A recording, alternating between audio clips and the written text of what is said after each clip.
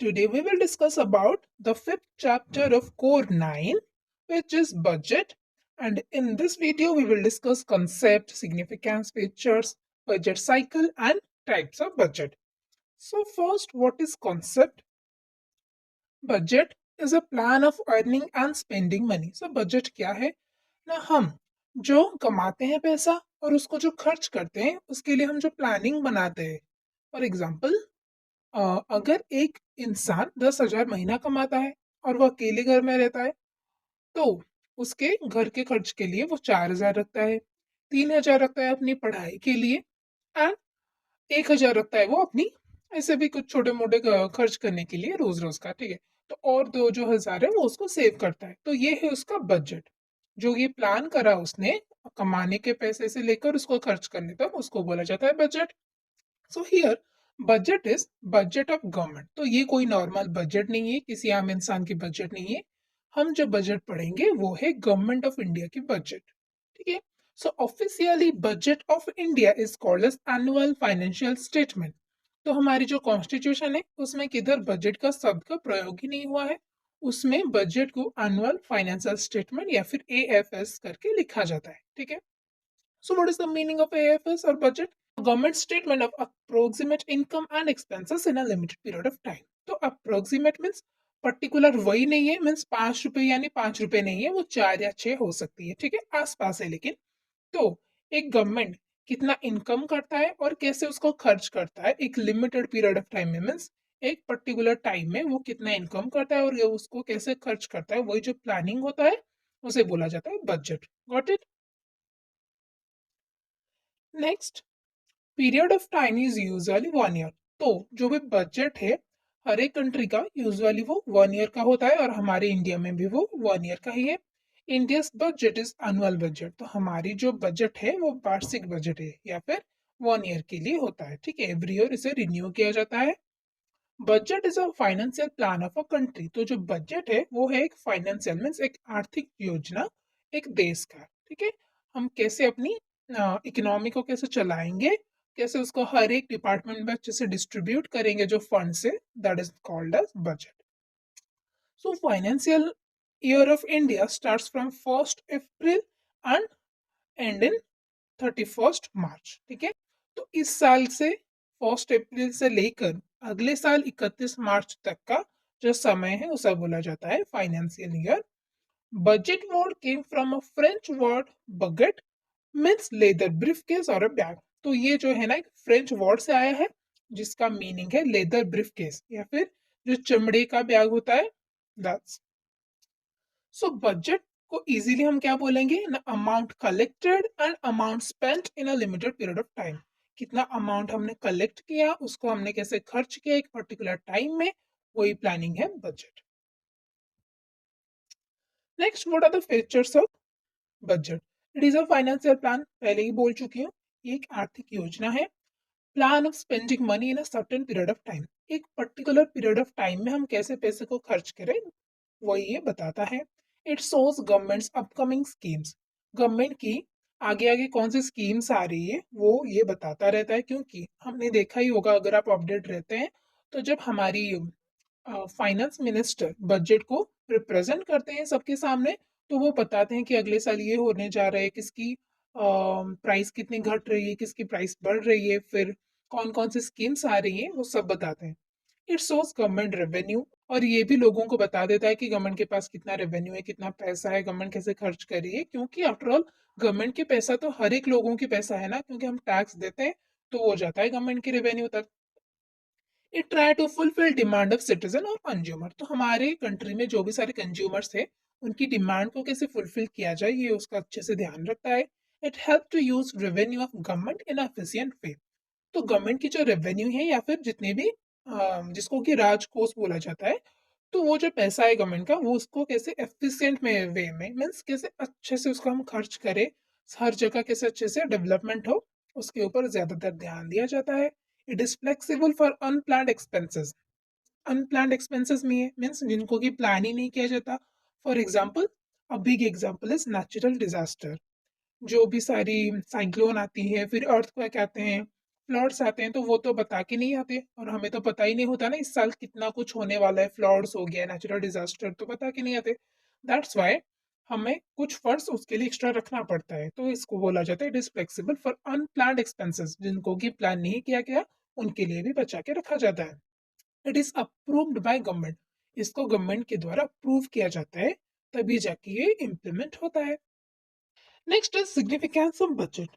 So it maintain economic stability, ये एक देश, एक राष्ट्र की जो आर्थिक स्थिरता है उसको मेंटेन करता है, कि कैसे कुछ भी गलत ना हो, कैसे भी कोई क्राइसिस ना आए, उसके ऊपर वो अच्छे से ध्यान रखती है। It reduce inequality between rich and poor, तो रिच एंड पुअर के बीच में एक बड़ा गैप है, उनके पास बहुत पैसा है और पुअर के पास कुछ पैसा है ही नहीं, तो ये जो इनइक्वालिटी है उसको कैसे अच्छे से मेंटेन किया जाए, उसमें कैसे गैप को कम किया जाए, उसके ऊपर वो काम करता है। It aim to grow economy of country, ये कंट्री की इकोनॉमी को ग्रो करने के लिए काम करता है। इट क्रिएट एम्प्लॉयमेंट अपॉर्चुनिटीज, और वो जॉब्स प्रोवाइड करने में भी हेल्प करता है और बहुत सारे अपॉर्चुनिटी भी क्रिएट करता है। इट इवेलुएट फाइनेंशियल इस परफॉर्मेंस, ठीक है, थोड़ी गलती हो गई है स्पेलिंग में। It evaluate financial performance of a country, तो अगले साल क्या क्या हुआ है, देश में कैसी फाइनेंशियल कंडीशन है, सबकी ये एग्जामिन करता है, मीन सबको परखता है। It control cost of things, ये जितने भी सारे चीजें हैं उनके प्राइस को कंट्रोल करता है, कि किसका ज्यादा रहेगा, किसका कम किया जाएगा, किसको वैसे ही रखा जाएगा जैसे है। It distribute money to all department, हमारे कितने सारे डिपार्टमेंट है, रेलवे है, फिर एजुकेशन है, हेल्थ है, ऐसे बहुत सारी डिपार्टमेंट्स है, तो सभी डिपार्टमेंट में कैसे अच्छे से पैसे को डिस्ट्रीब्यूट किया जाए, इसके ऊपर वो ज्यादातर ध्यान देता है। It plan properly so that government can work efficiently, ये अच्छे से प्लान कर देता है, दैट्स वाई कि गवर्नमेंट को बाद में कोई टेंशन ही नहीं रहती कि किसके ऊपर कितना पैसा लगाना है।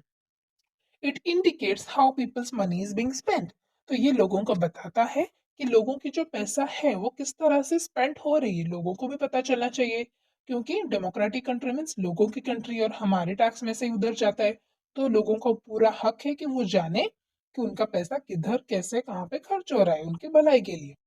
It ensure proper handling of inflation and deflation, तो अगर आपको पता ही होगा इन्फ्लेशन मीन्स मुद्रास्फीति बोला जाता है, और डिफ्लेशन मीन्स मुद्रा संकोचन बोला जाता है।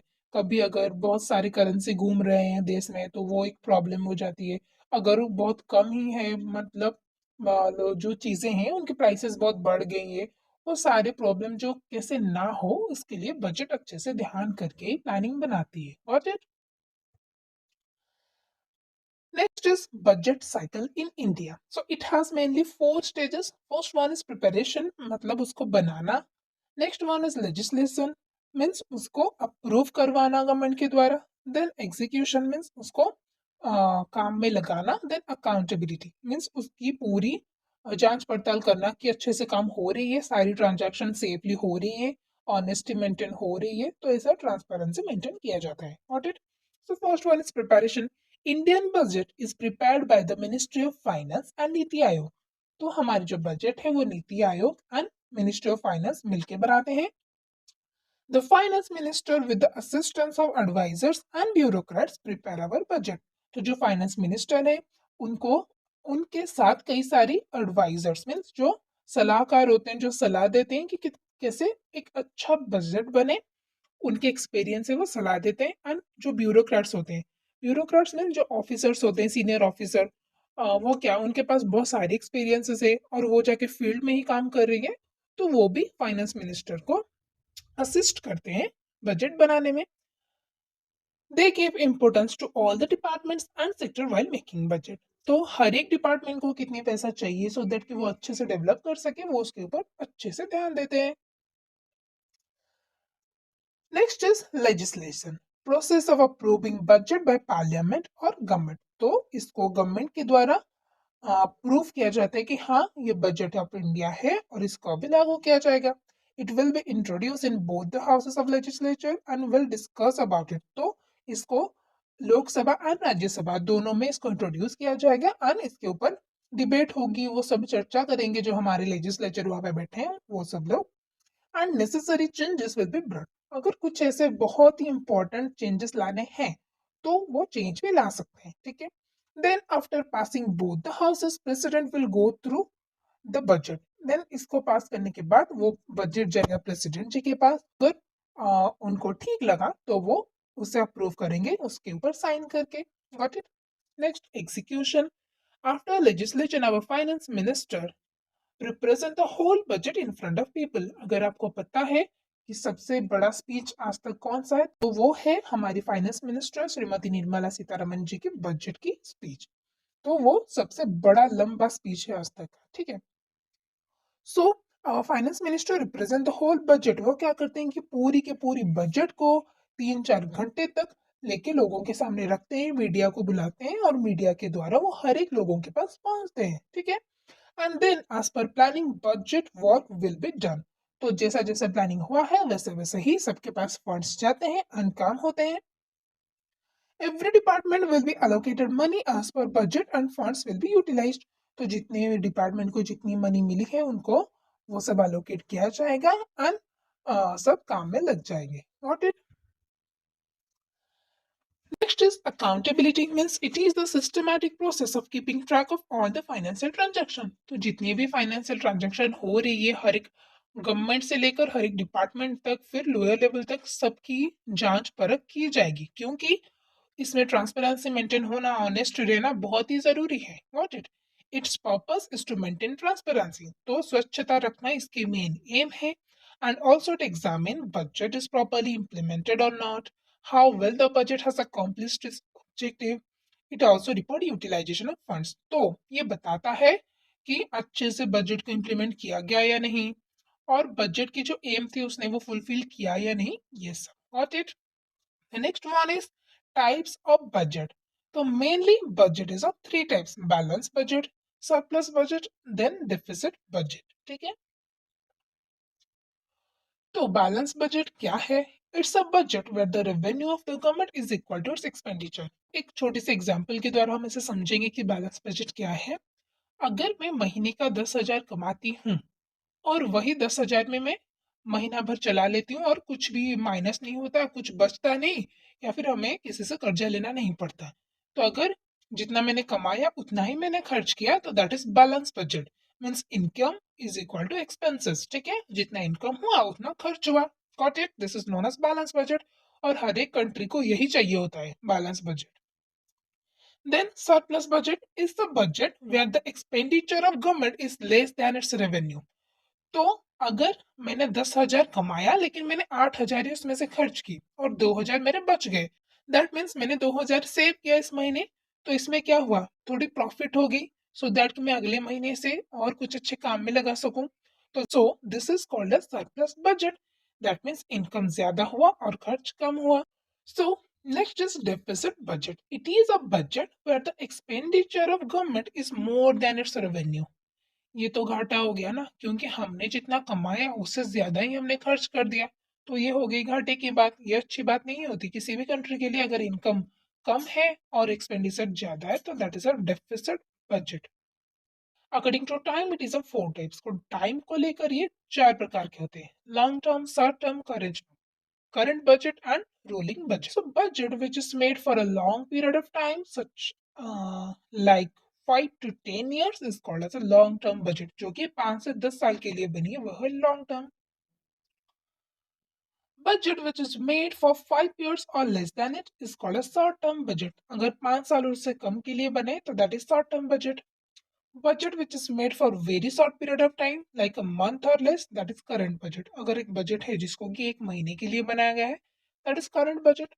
A system where new budget is prepared after the end of the old budget, rolling budget. अगर एक सिस्टम है जहाँ पे कि एक बजट के खत्म होने के बाद ही दूसरा बजट बनाया जाता है और बहुत शॉर्ट पीरियड ऑफ टाइम में एक बजट खत्म हो जाता है, that is called as rolling budget. Rolling means एक गया दूसरा आया, एक गया दूसरा आया, that's. Next is zero-based budget. It means new budget start from zero, which means the expenditure of previous budget is equal to the income of the budget and next budget will be start with zero. तो zero based budget क्या है? अगर जो खर्च किया हमने उसका अगर हम इनकम से माइनस कर दें तो जीरो आएगा। Means income minus expenditure is equal zero. That means हमने जितना कमाया हमने उतना खर्च किया और कुछ बचा ही नहीं है, दैट इज जीरो। ठीक है, और जो नेक्स्ट बजट है वो जीरो के साथ स्टार्ट होगा। ठीक है, कोई पिछले वाला जो बजट है उसमें से कुछ बचा नहीं है, इस बार जो भी है वो जीरो से स्टार्ट होगा। तो if income is 50 rupees then expenditure is also 50 rupees, तो that is called as zero based budget, क्योंकि नेक्स्ट जो एक बजट आ रही है वो जीरो से स्टार्ट होगी। So according to flexibility, budget is of two types. Flexibility को लेकर बजट टू टाइप्स है, one is fixed budget, next is flexible budget. तो फिक्स्ड बजट क्या है? A budget which can not be changed after making it. अगर एक budget बन गया और उसको हम दोबारा कभी चेंज ही नहीं कर सके, that is fixed budget. Next is flexible budget, एक बजट है जिसको कि हम बनाने के बाद बीच बीच में हम उसे अगर चाहे तो कुछ चेंज ला सकते हैं, that is flexible budget. So thank you so much.